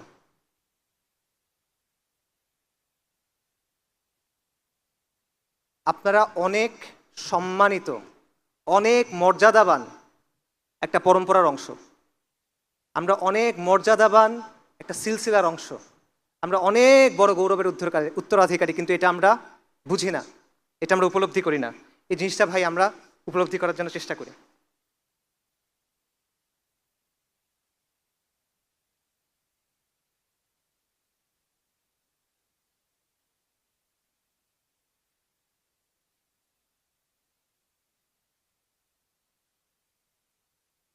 শাপলার কথায় ফেরত আসি।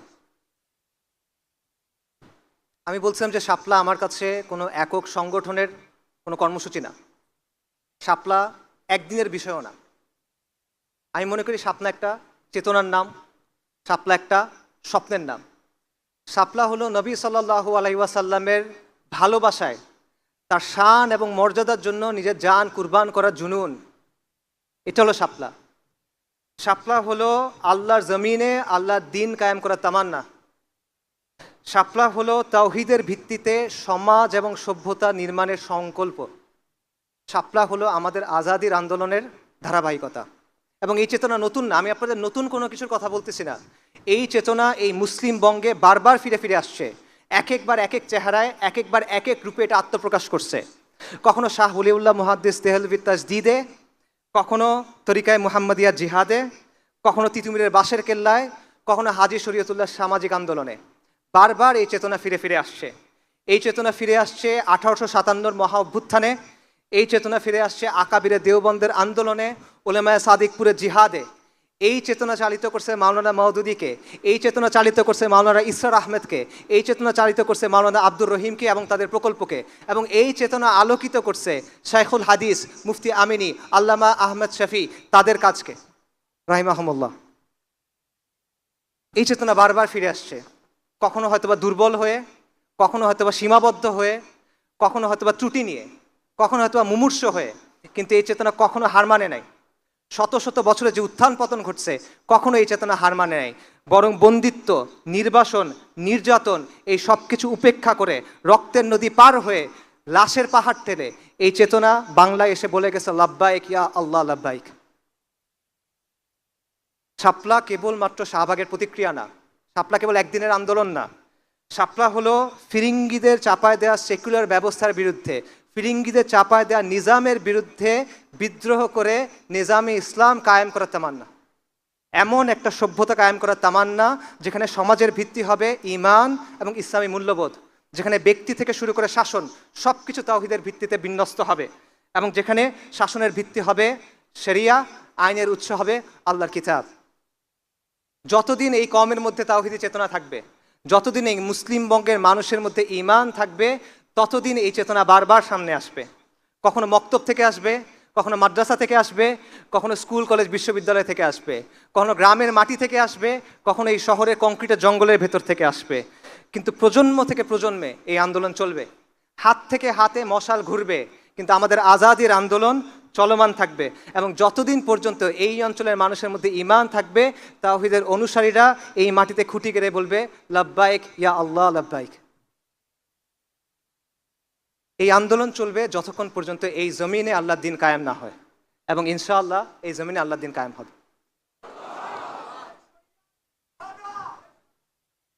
আমরা আমাদের কমকে গালি দেই যে বাঙালিদের দিয়ে কিছু হবে না, কিন্তু হয়তো এই যে হিস্ট্রি বললাম, হয়তো দিল্লি সালতানাতের সময় বাংলাদেশের নাম ছিল বুলগাকপুর, বাংলার নাম ছিল বুলগাকপুর। বুলগাকপুর মানে বিদ্রোহের শহর, যে যারাই এখানে আসে বিদ্রোহ করে কিছুদিন পর পর।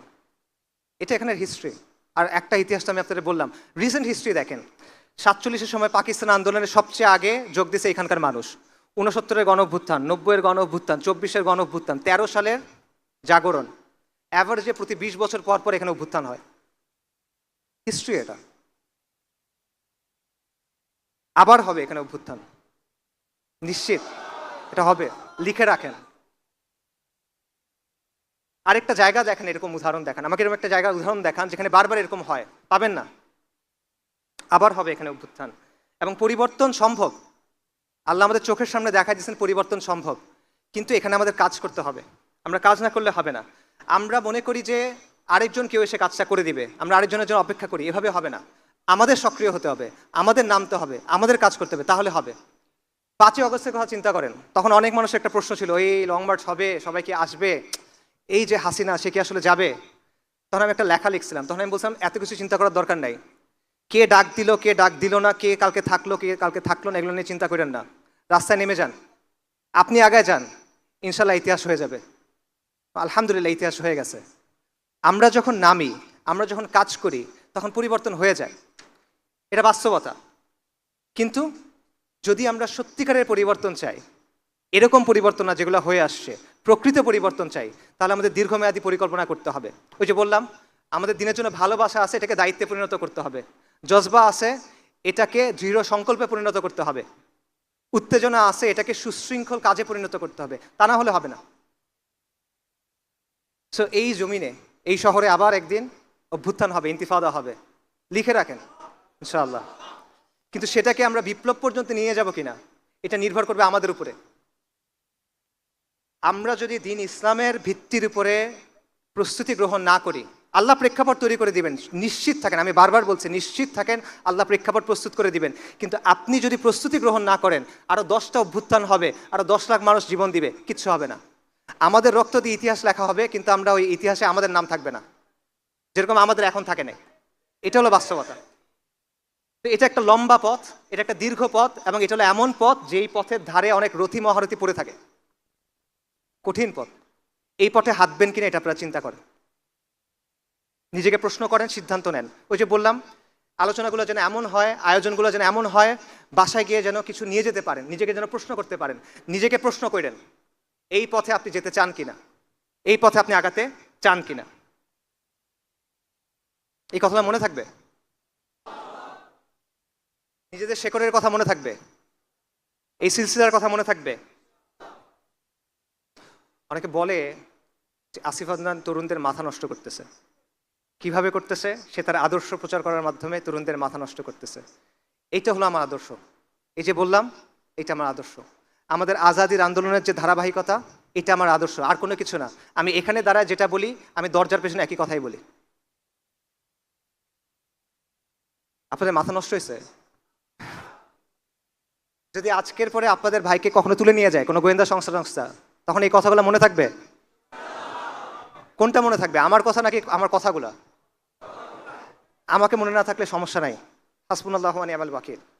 কথাগুলো যেন মনে থাকে, কারণ এইটা আমাদের অতীত, এইটা আমাদের ভবিষ্যৎ, এটা আমাদের বর্তমান। এই যে ধারাবাহিকতা, এটা আমাদের ডেস্টিনি। এটা ছাড়া আমাদের কোনো মুক্তি হবে না ভাই, সম্ভব না। ইতিহাস সাক্ষ্য দেয় যে এই জমিনে 1000 বছর ধরে ইসলাম আছে। ইতিহাস সাক্ষ্য দেয় এই জমিনের মানুষ শতাব্দীর পর শতাব্দী ইমানের জন্য সংগ্রাম করে গেছে। ইতিহাস সাক্ষ্য দেয় এখানে 550 বছর মুসলিমদের শাসন ছিল, ইনশাল্লাহ এখানে আবার ইসলামী শাসন কায়েম হবে। আমাদের আজাদির আন্দোলন পূর্ণতা পাবে ইনশাআল্লাহ, এবং এই দিনকে বিজয়ী করা, এটা আমাদের ম্যানিফেস্ট ডেস্টিনি। আমাদের আর কোনো পারপাস নাই এই দিনকে বিজয়ী করা ছাড়া। আমাদের পেছনে কারা দাঁড়ায় আছে? এটা একটা কাফেলা, এই কাফেলার পেছনে কারা দাঁড়ায় আছে বলেন? শাহ ওয়ালিউল্লাহ, শাহ জালাল, সাইয়্যেদ আহমেদ শহীদ, তিতুমির, শরীয়তুল্লাহ, মাওলানা উলায়াত আলী, মাওলানা ইনায়াত আলী, আকাবিরা দেওবন্দ, তারা আমাদের পেছনে দাঁড়ায় আছেন। আর এই কাফেলার শেষ মাথা কোথায় বলেন? এই কাফেলার শেষ মাথায় কারা দাঁড়ায় আছে? আল মালহামাতুল কুবরার যে বরকতময় কাফেলা, সেটা দাঁড়ায় আছে আপনার সামনে। আমাদের সামনে এই রাস্তা কোথায় গিয়ে শেষ হয়েছে? আল মাহাদি আল মুনতাজারের যে আবির্ভাব, সেখানে গিয়ে শেষ হয়েছে। সাইয়েদানা ঈসা ইবনে মারইয়াম আলাইহিমুস সালাতু ওয়াস সালাম, তার যে আবির্ভাব, সেখানে গিয়ে এটা শেষ হয়েছে। এই আন্দোলন চলমান থাকবে। আর প্রতিশ্রুতি আল্লাহ দিছেন সাফল্যের। এই প্রতিশ্রুতি গ্রহণ করেন, এই দায়িত্ব গ্রহণ করেন। শাপলা চত্বরের রক্ত আপনাদেরকে ডাকে, বালাকোটের রক্ত আপনাদেরকে ডাকে, বাঁশের কেল্লার রক্ত আপনাদের ডাকে, সিত্তানার রক্ত আপনাদেরকে ডাকে, পলাশির রক্ত আপনাদের ডাকে, বদর, উহুদ, খন্দক, মুতার যে রক্ত, সেটা আপনাকে ডাকে। এই রক্তের সাথে গাদ্দারি করেন না। এই রক্তের দাবি পূরণ করতে হবে, এই রক্তের ঋণ আমাদের পূরণ করতে হবে। এটা মুসলিম বঙ্গ, আমরা মুসলিম। আল কোরআন আমাদের মুক্তির মহাসনদ। আমি আপনাদেরকে ডাকতেছি, আপনারা ওই ইতিহাসের সৈনিক হন যেটা আমাদের বিজয়ের দিকে নিয়ে যাবে। আপনারা ওই সভ্যতা নির্মাণের সৈনিক হন যেটা আমাদের বিজয়ের দিকে নিয়ে যাবে। আপনারা এই পথে আসেন। আল্লাহ আপনাদের মহা সাফল্যের প্রতিশ্রুতি দিয়েছেন। আমার প্রতিশ্রুতি না, আল্লাহ আজ্জা ওয়া জাল আমাদের প্রতিশ্রুতি দিয়েছেন। উলাইকা হিজবুল্লাহ আলা ইন্না হিজবুল্লাহি হুমুল মুফলিহুন ওয়া মা আলাইনা ইল্লাল বালাগ। আসসালামু আলাইকুম ওয়া রাহমাতুল্লাহ।